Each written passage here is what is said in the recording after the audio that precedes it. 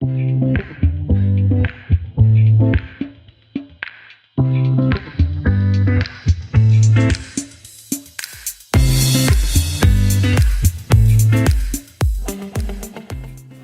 assalamualaikum warahmatullahi wabarakatuh. Salam sejahtera untuk kita semua. Kita balik lagi nih di program rubrik kita Tanya Dok Dok. Nah ini pastinya sekarang kita lagi ada di SMC Rumah Sakit Logerjo yang luar biasa pada kesempatan kali ini. Aku senang sekali nih ya. Aku berkesempatan untuk bisa ngobrol langsung dengan profesor yang tentunya akan ngobrol banyak tentang hal yang ini sebenarnya satu tema yang aku tuh dari dulu kalau denger ada penyakit ini, aku tuh selalu bertanya-tanya ini kok bisa sih, gimana caranya gitu ya. Sudah ada di samping saya ada Profesor Zainal Mutakin. Halo Prof, apa kabar? Selamat sore Mbak Nesa. Yes. Selamat Sehat ya, sore Prof? semuanya. Sehat-sehat. Luar biasa. Ya. Prof tuh pokoknya, aduh aku nggak tahu baterainya terbuat dari apa. Baterai lithium. Tapi selalu bisa menanggapi keluhan dari pasien dan Insya segala Allah, macam. ya, Luar insya biasa Allah. dedikasinya terhadap kita. Oke, Profesor Zainal Mutakin ini kalau misalnya nih Prof, kita ingin kenalan dulu sama Profesor. Kalau misalnya bisa ceritakan gampangannya kan bedah syaraf gitu ya, Prof Betul. ya. Ya, secara umum keahlian saya adalah ilmu bedah Bedah syaraf. saraf. Tapi bawah-bawahnya tuh apa tuh Prof? Jadi bedah saraf itu luas banget. Ya. Ya mulai dari otak kita sampai tulang belakang. Oke. Semua. Terus di dalamnya itu banyak bidangnya, sub-sub spesialisnya. Contohnya mengenai trauma. Trauma itu kecelakaan lalu lintas, contohnya orang jatuh, orang terpleset, bisa retak di kepalanya, bisa perdarahan otak, bisa tulang belakangnya mengalami keretakan, terus anggota badannya nggak bisa digerakin. Itu mengenai trauma. Oke. Ya. Terus Parkinson ada juga ya Prof? Kenapa? Parkinson. Ya, jadi ada gangguan-gangguan otak yang sifatnya kita sebut gangguan otaknya sih nggak ada apa-apanya, tapi fungsinya terganggu.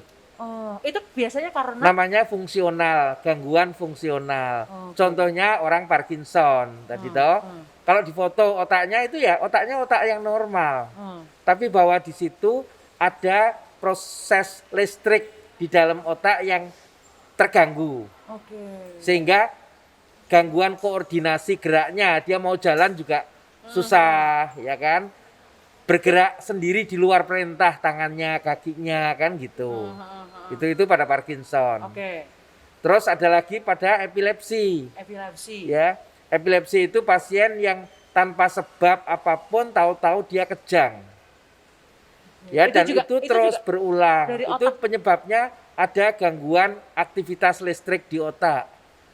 Jadi gampangnya gini, kalau otak kita itu kayak komputer gitu ya, itu ada listriknya di dalam komputer kan. Jadi ada bagian otak yang listriknya itu mudah koslet. Kalau pas koslet ya wujudnya pasiennya itu tiba-tiba pingsan, nggak sadar, atau disertai kejang. Tadi. Ya, itu gangguan fungsional namanya. Dan itu juga kebetulan sekali di dalam bedah saraf, bidang yang saya dalami itu selain persoalan tadi kejang, epilepsi, Parkinson, juga bidang yang terkait dengan tumbuhnya jaringan asing di dalam otak. Jadi bisa jadi yang namanya, kan tangan kita ada benjolan, kaki ada benjolan, di perut ada benjolan, di otak bisa juga ada benjolan yang namanya tumor otak. Betul. Itu yang kita bahas pada hari ini di episode kali ini ya Prof ya, dan juga Anda sedang menyaksikan, kita akan membahas mengenai tumor otak. Otak, ya. Satu apa ya? Saya tuh kalau misalkan dengar ada orang yang kena tumor otak itu kayak itu gimana ya caranya gitu. Tapi tumor otak itu secara sekilas tuh apa tuh, Dok? Jadi yang jelas yang namanya tumor adalah pertumbuhan jaringan badan kita di tubuh kita yang tidak semestinya. Normalnya sel kulit kita ini kan berganti setiap saat. Ada sel kulit yang rontok, ada yang menggantikan. Ya, sel tubuh pada umumnya seperti itu, tapi dengan kecepatan yang terkontrol pertumbuhannya. Ya toh? Lah, kalau ada jaringan tubuh yang dia mengalami proses pertumbuhan perbanyakan selnya itu bertambah banyak dengan waktu yang cepat. Itu biasanya karena? Biasanya adalah sel tersebut, kita tahu kan, semua yang ada di tubuh kita itu dikendalikan oleh satu unsur kecil yang namanya DNA. Oke, ya kan? Baik. Jadi DNA kita semua, kulit kita warnanya coklat, kulit saya, Mbak Nessa lebih putih, itu kan karena perbedaan DNA-nya. Baik. Terus warna mata kita, terus bentuk wajah kita, semua itu dikendalikan oleh diatur DNA. Termasuk juga perbanyakan sel badan kita. Jadi ada sel otak itu kan sel yang sudah dibuat dari lahir, terus tidak bisa bertambah lagi. Itu otak kita. Beda dengan kulit yang setiap saat rontok. Beda dengan rambut, ini kan tumbuh terus, dipotong tumbuh lagi. Kuku juga demikian. Itu yang ngatur masing-masing punya DNA-nya. Jadi bagian DNA tubuh manusia itu ada yang ngatur kuku, ngatur rambut. Nah, terkait dengan tumor tadi berarti terjadi perubahan pada DNA orang tersebut. Jadi DNA-nya mengalami suatu perubahan, yang perubahan itu kita tidak pernah tahu penyebabnya apa. Oke, bahkan kita juga, dokter melihat perubahan itu juga nggak ngerti ya? Jadi biasanya makin tua usia kita, umur kita bertambah, itu resiko untuk terjadinya tumor tentu makin besar. Oke, kita stop dulu dok di situ. Kita stop dulu karena saya jadi pengen tahu apa nih ciri-ciri orang yang apa misalnya gitu. Oh kalau pas mudanya hidupnya banyak makan makanan kolesterol, tuanya bisa kena tumor atau apa. Nah ini nanti kita akan bahas, tapi yang pasti tetap di rubrik kita Tanya Dong Dok.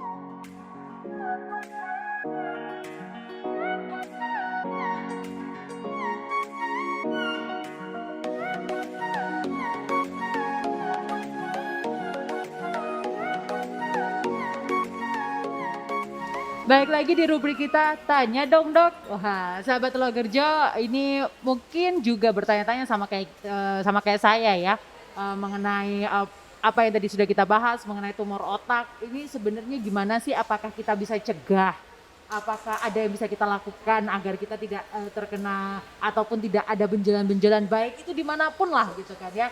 Tapi yang pasti untuk Anda yang ingin berkonsultasi dengan Prof. Zainal Mutakin ini setiap Senin dan Rabu ya Prof ya? Di ya? sini ya. Setiap Senin dan Rabu siang jam 1 sampai selesai. Dan Prof Zainal ini juga melayani konsultasi online melalui video call WhatsApp. Hari Rabu.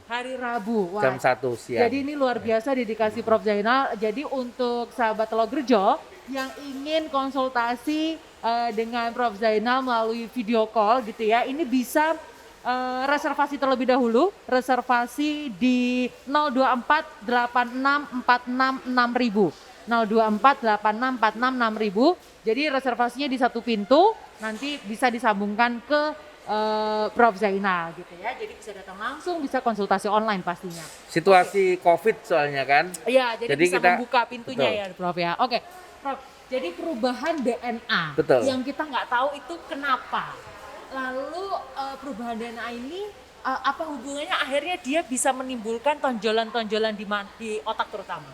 Jadi perubahan DNA itu tidak bisa kita duga, tidak bisa kita ketahui. Itu yang kita sebut dengan istilah yang nama awamnya itu mutasi. Mutasi genetik.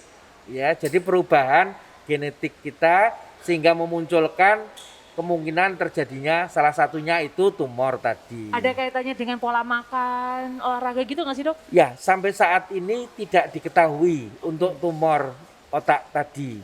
Baik. Untuk tumor yang lain ada yang sudah diketahui.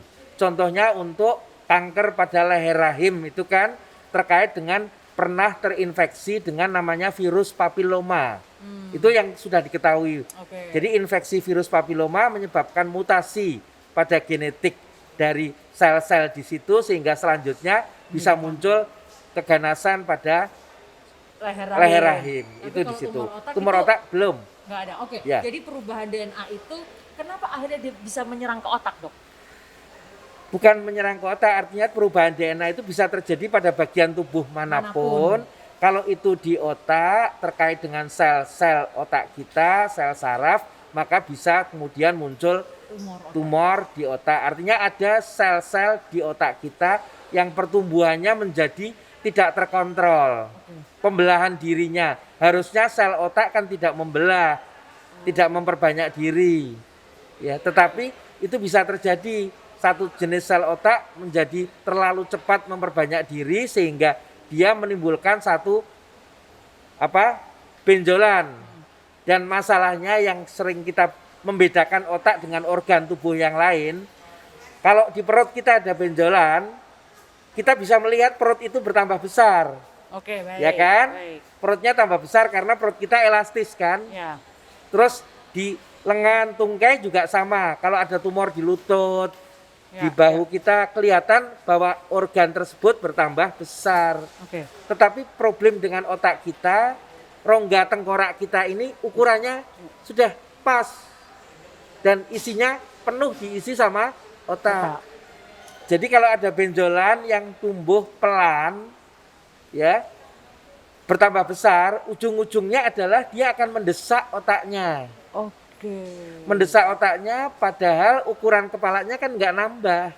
Iya. Jadi apa yang sudah penuh di sini jadi makin penuh, makin terdesak, betul. Itulah biasanya katanya benar nggak sih dok, kalau tumor otak tuh pusing, sakit kepala. Jadi keluhan utama yang paling awal dirasakan oleh pasiennya itu adalah sakit kepala, ya jelas. Tetapi sakit kepala ini beda dengan saya kok sakit kepala ya tadi pagi misalkan, tapi sore ini sudah hilang lagi.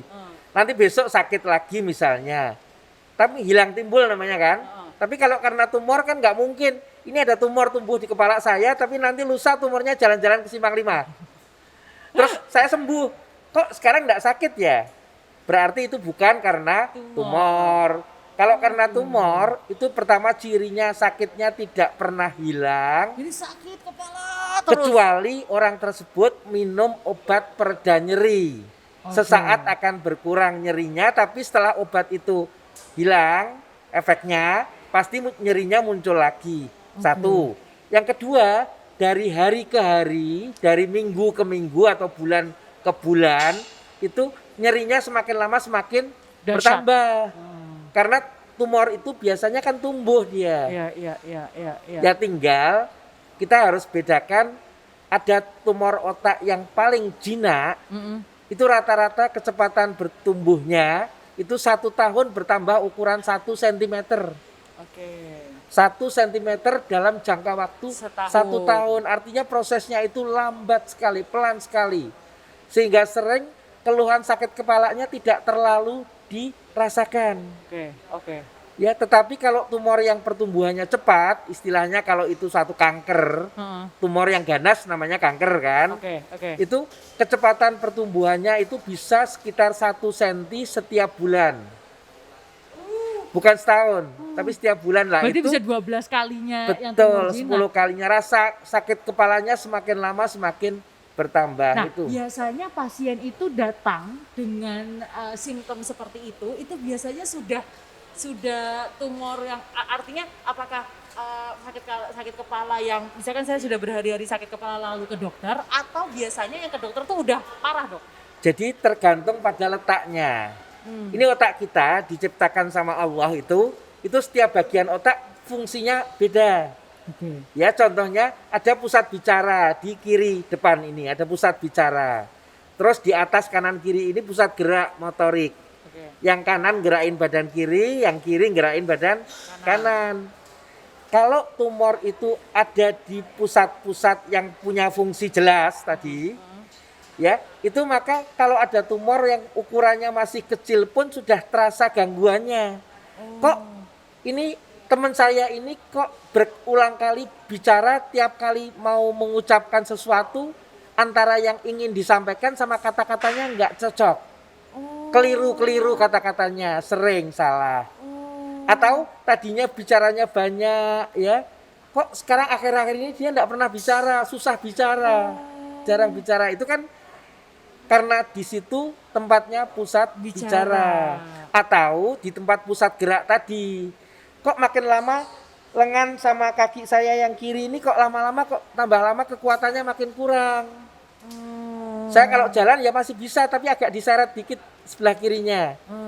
Itu kalau tumor itu di tempat itu. Jadi kelihatan walaupun ukurannya masih kecil. Tetapi ada bagian dari otak depan kita ini ya, di depan kanan sama di kiri sebagian besar. Tadi sebagian kecil pusat bicara. Tapi sebagian besar otak depan kita itu bisa dibilang itu disket kosong. Oke. Kita punya cadangan tempat untuk nyimpan data. Oke. Lah, di situ kadang-kadang keluhannya nggak jelas. Apalagi kalau tumornya itu tumor yang tumbuhnya pelan, itu sampai berukuran besar, orangnya baru kok sakit kepalanya, kepala saya kok rasanya berat sekali. Tapi prosesnya itu adalah proses yang pelan sekali. Nah itu sering orang datang dengan ukuran tumor yang dikatakan besar itu lebih dari 3 cm untuk di otak loh. Ya di otak disebut besar itu lebih dari 3 cm. Segini ya dok ya? Iya. Ada benda asing segini di otak, oh, tetap kerasa sih. Oh, jadi orang mulai merasakan biasanya kalau yang ke dokter akhirnya artinya gini dok.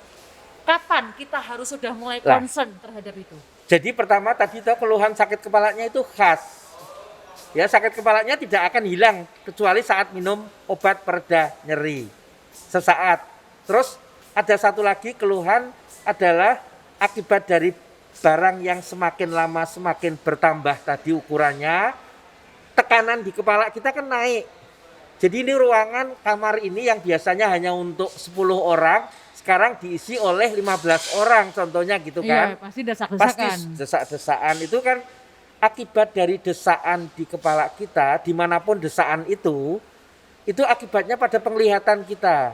Jadi saraf mata adalah saraf yang paling peka, paling sensitif bila ada desaan. Di otak? Di otak. Jadi penglihatan kita akan terasa makin lama kok, saya makin nggak ngelihat ya. Teman saya wajahnya kelihatan dari jarak 2-3 meter, sekarang kalau nggak deket banget saya nggak bisa ngelihat raut wajahnya. Padahal itu mungkin kalau itu terjadi sama orang bisa berpikir itu saya minus, saya plus. Betul. Jadi pertama kali selalu orang tersebut karena gangguannya penglihatan, itu banyak pasien tumor otak yang pertama datangnya ke dokter mata. Dan itu tidak salah. Betul, memang keluhannya di situ.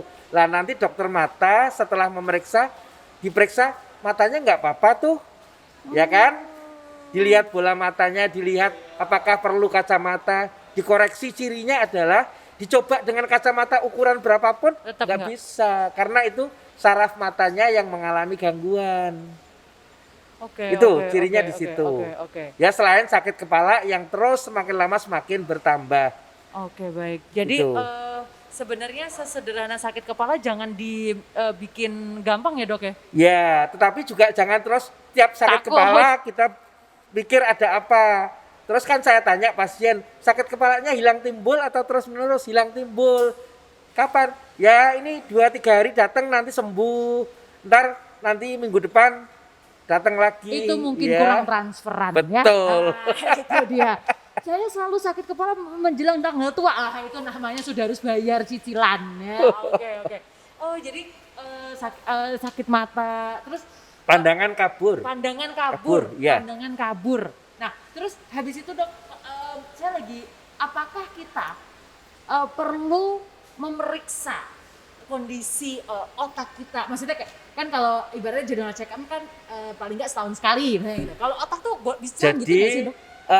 Mestinya kalau makin tingkat pendidikan, tingkat kehidupan, tingkat kesejahteraan makin baik, itu ada. Bukan kan kita biasa general check up gitu kan di usia tertentu. Ya. Itu ada namanya brain check up. Ya, tapi bukan untuk menemukan tumor otak juga bukan. Karena jumlah kalau dihitung siapa sih yang berapa banyak sih yang sakit tumor otak. Jadi setiap jumlah populasi penduduk 100.000 orang itu ada sekitar 10 kasus tumor otak baru setiap tahun. Jadi umpama Semarang kita ini penduduknya 1 juta orang, setiap tahun ada 100 kasus tumor otak baru di Semarang untuk 1 juta populasi. Oke. Gitu. Nah, tumor otak ini apakah semua kasusnya akan jadi sangat berbahaya atau bisa diselamatkan? Jadi pertama tadi problem yang disebabkan oleh tekanan ke otak kita, desaan ke otak kita menyebabkan penglihatan kabur tadi. Jadi itu yang harus kita waspadai. Karena semakin lama tumor itu semakin mendesak, semakin besar ukurannya, maka ujung-ujungnya adalah kebutaan. Kalau sampai sudah terjadi kebutaan karena tidak tahu, ya tidak periksa, atau di Indonesia orang kalau sakit kepala tidak akan ke dokter. Iya. Dia akan minum obat, ya minum obat gitu tadi. Jadi pengobatan diri sendiri. Oke, kalau sakit kepala yang tadi ya.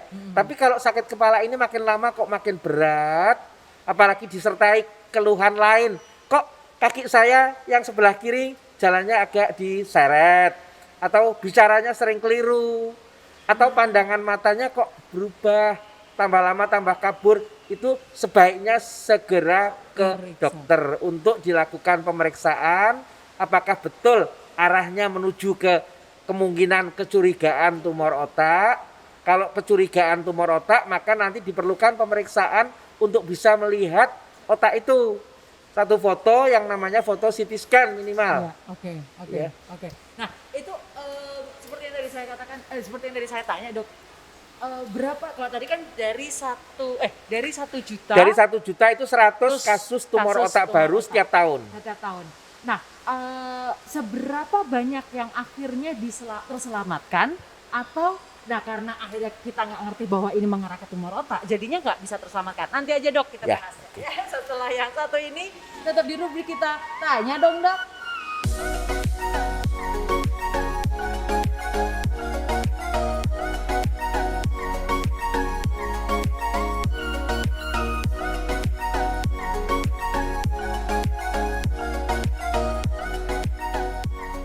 Baiklah sahabat Logerjo, masih di rubrik kita Tanya Dong Dok ya. Dan kita tahu bahwa di SMJ Rumah Sakit Logerjo ini kita punya Center of Excellence, ada 3 nih ya. Kita sebenarnya kita sangat concern terhadap bedah syaraf, jantung, dan IVF. Tapi tenang aja, kalau di rubrik kita akan bahas banyak hal pastinya tentang kesehatan kita. Jadi nggak cuma 3 itu aja yang nanti kita akan bahas ya. Dan kalau ingin konsultasi dengan Prof. Zainal Mutakin ya, jangan lupa untuk bisa hubungi 02486466000. Bisa konsultasi via video call WhatsApp juga, bisa datang langsung juga. Oke, jadi pokoknya ke Rumah Sakit Logerjo dulu aja. Nanti Rumah Sakit Logerjo yang akan mengelola janji temunya dengan Prof. Zainal. Nah, kita masih membicarakan masalah tumor otak. Itu Prof, saya ada beberapa, saya masih karena ini sangat random kalau saya bilang. Betul. Dari perubahan sel DNA-nya kita nggak tahu karena apa, bisa terjadi di usia berapa kita juga nggak tahu ya Dok ya. Artinya si tumor otak ini biasanya pasiennya di usia berapa, Dok? Jadi tadi itu kan jumlahnya rata-rata 10 tiap 100.000 ya. Ternyata yang angkanya tertinggi itu adalah pada early life, jadi pada masa awal kehidupan. Oh, anak kecil maksudnya? Jadi masa 0 sampai usia 2-3 tahun pertama, itu angka tumor otaknya itu 2 kali dibanding usia remaja. Jadi tumor otak itu angkanya kalau dilihat khusus hanya yang anak-anak saja, yang anak-anak di bawah 5 tahun lah. Itu angkanya bukan 10 per 100.000, angkanya sekitar 25 orang per 100.000. Jadi 2 kali lipat lebih tinggi. Adakah excuse tersendiri, Dok, mengenai hal ini? Sampai saat ini juga tidak diketahui. Tapi pada usia tersebut angkanya tinggi, nanti menurun angka itu pada usia remaja sampai dewasa muda, nanti meningkat lagi pada usia tua. Dewasa tua itu meningkat lagi, tapi rata-ratanya itu tadi. Okay. Ya. Nah, tadi kan dokter juga mengatakan biasanya nggak banyak tuh yang datang ke dokter untuk memeriksakan arahnya tumor otak, karena simptomnya satu sederhana, tidak mengarah ke otak dan segala macam. Nah, terus habis itu apa dong yang harus kita lakukan? Jadi kalau jelas ada keluhan yang tadi itu bukan cuma sakit kepala, tapi ada gangguan salah satu fungsi saraf kita, entah bicaranya, entah melihatnya, entah jalannya.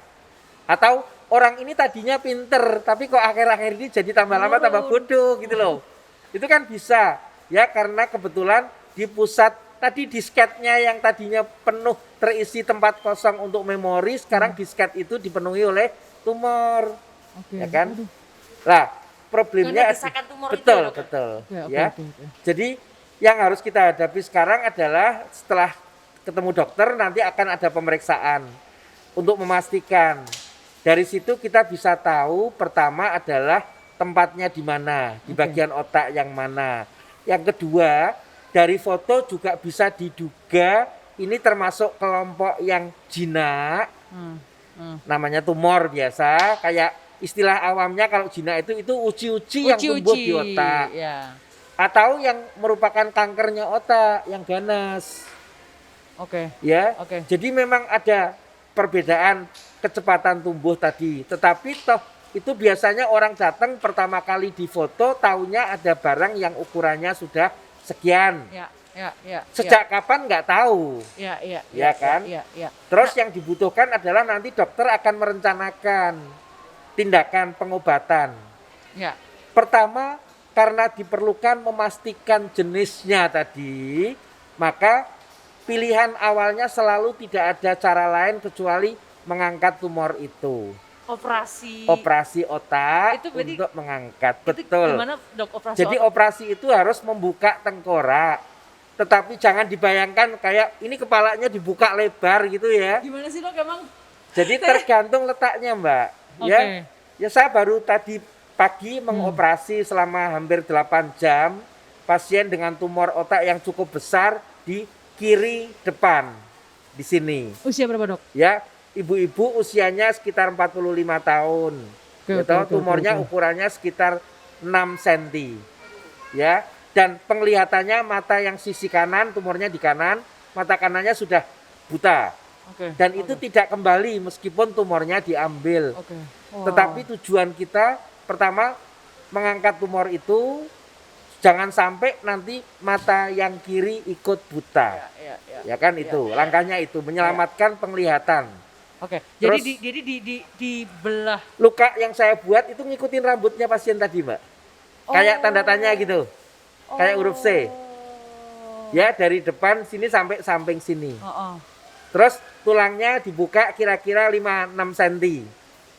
Ya, setelah diangkat tumornya kembali lagi. Semua itu dikerjakan di bawah mikroskop bedah. Jadi bukan melihat dengan mata telanjang. Jadi ada alat operating mikroskop namanya mikroskop bedah yang membesarkan apa yang kita lihat sampai sekitar 40 sampai 50 kali. Sehingga kita bisa melihat batas antara tumor dengan otak. Dan kalaupun nanti ada melibatkan ada pembuluh darah, ada sarafnya otak, itu kita bisa memisahkan. Gitu. Nah, yang jadi persoalan adalah setelah itu barang ini dikirim ke laboratorium untuk dipastikan jenisnya. Betul. Nah, berapa persentase, Dok, yang selamat Jadi, kalau itu tumor otak yang jinak, ya yang terbanyak itu namanya meningioma. Meningioma itu persis kalau di dalam rahim ibu ada mioma. Mioma itu sampai segede apapun tidak ada ceritanya seorang ibu meninggal karena miom. Tapi kalau itu kecil tapi itu kanker leher rahim itu bisa membuat orang meninggal kan? Karena kanker. Ya kan? Di otak sama. Kalau itu ternyata jenisnya jenis yang kankernya otak, kanker otak itu nama umumnya namanya glioma. Ya, glioma itu kalau itu ternyata jenisnya yang ganas, maka meskipun sebaik apapun operasinya, sepinter apapun dokternya, usia orang itu tidak akan lama. Walaupun sudah diambil. Kita semua ingat yang namanya Hercules. Kenapa jadi Hercules itu? Ya kan, itu satu contoh. Terus warkop kasino. Ya, diketahui ada tumor ukurannya 3 cm, tapi setelah dioperasi dipastikan jenisnya ganas. Kankernya otak. Ya, saat ini dunia kita belum bisa mengalahkan kanker otak. Jadi dengan operasi itu kita berharap usia pasien itu kan rata-rata sekitar 1-2 tahun. Yang kita inginkan dengan operasi itu adalah supaya waktu yang 1-2 tahun atau berapa lama itu Allah yang tahu, itu waktu yang orang itu tidak berbaring di kasur. Tapi waktu yang orang itu bisa jalan-jalan sama keluarganya, menikmati hidup. Kalau perlu bisa umroh ke Tanah Suci. Tapi lama hidupnya tetap saja tidak bisa diperpanjang dengan operasi. Itu namanya kanker seperti itu. Tetapi kalau tumornya jinak, ya orang tidak akan mati karena tumor itu, tapi bisa cacat, tadi lemas paruh badan, nggak bisa ngomong, sehingga pengangkatan tumor harus dilakukan sebelum terjadi akibat komplikasi, misalnya kebutaan dan sebagainya itu. Oke. Kayaknya makin paham kita, Dok, atas tumor otak. Mau bilang bagaimana cara pencegahannya nggak ngerti, karena itu perubahan sel DNA gitu ya, Dok. Betul. Ya? Jadi mungkin saatnya kita harus lebih banyak berdoa ya, Dok ya.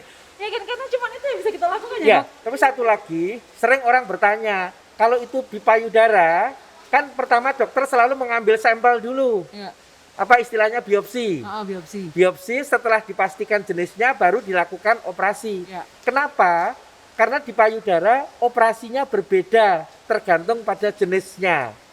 Jadi kalau itu di biopsi ternyata diperiksa itu hasilnya jinak, yang diambil cuma benjolannya.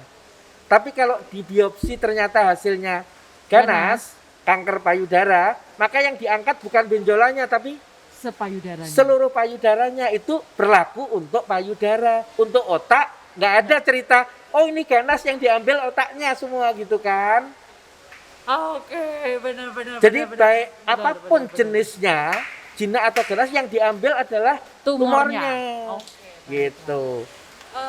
Terima kasih Prof atas penjelasan mengenai tumor otak, makin jelas ya. Mudah-mudahan kita juga makin ada wawasan tambahan mengenai tumor otak ini, dan selalu kita doakan bahwa sahabat Loburjo sehat ya, Dok ya. Sehat semua.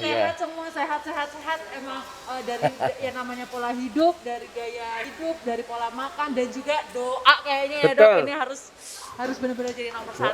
Dan tadi kalau ada keluhan, ada gejala, jangan terlambat memeriksakan. Jangan mengecilkan ya, Dok ya. Jangan mengecilkan. Kalau misalkan yang jadi persoalan bukan mengecilkan, banyak orang setelah diberitahu bahwa ini mesti dioperasi itu takut. Dok. Dan saya berulang mendapatkan pasien yang tumornya jinak. Saya beritahu bahwa ini kalau terlambat nanti akan menyebabkan kebutaan. Kalau nggak dioperasi segera. Itu orang itu setelah pertemuan itu tidak pernah datang lagi. Terus setahun kemudian datang dengan mata yang sudah buta. Saya tanya, kemana Mas selama ini? Oh, saya keliling Indonesia cari orang pinter. Itu jawabnya. Ini itu sudah ada orang pinternya, ya. Prof Zainal Mutakin ini kurang pinter apa gitu ya untuk membedah ini semua. Keliling Indonesia cari orang pinter yang bisa nyembuhin tumor tanpa operasi, maksudnya itu. Itu tuh sering banget juga sih saya dengar. Mudah-mudahan tidak terjadi sama kita ya. Karena itu hanya akan memperparah keadaan. Dan akhirnya nanti datang ke dokter sudah dalam keadaan yang lebih buruk, akhirnya lebih susah lagi untuk disembuhkan. Betul. Gitu ya, Prof. Prof, thank you sekali lagi. Sama-sama Mbak Nesa, terima kasih. Kita bisa ketemu lagi untuk tema-tema yang lain. Jadi sahabat Loburjo juga makin tercerahkan mengenai kesehatan kita. Oke, baiklah kalau begitu jangan lupa untuk subscribe, like, share, komen juga, mau dibahas tentang tema-tema tertentu apa misalnya, kita akan hadirkan untuk Anda. Sampai ketemu lagi di rubrik kita Tanya Dong Dok selanjutnya.